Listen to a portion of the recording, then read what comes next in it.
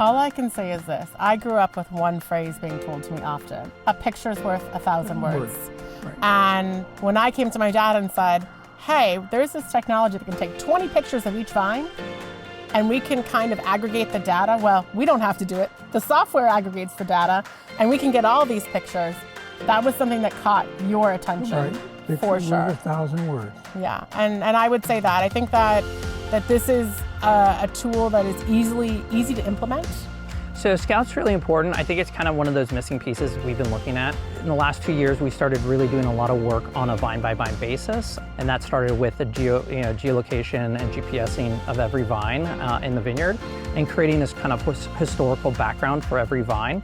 Not only gives us the ability to kind of know what's happening with that vine, but we get a graphical representation. So we can see that, how that vine's developing, and without having to send a person in the field to take notes on that vine, we're getting that imagery, and we can that automatically then be updated into the system.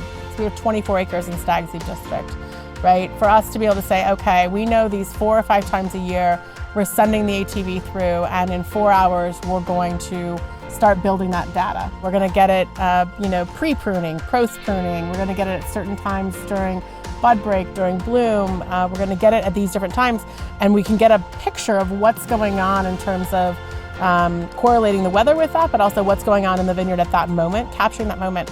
I think that data will allow us to anticipate challenges a little bit farther in advance, but I also think it'll allow us to understand the choices we made and maybe make those choices different in the future. With Scout, we have a clear kind of framework that people can log into a system. They can access that information. They can see people's notes. It's all centralized, and I think that's really the key. We are privileged to be the stewards of vineyards that are 40 plus years old.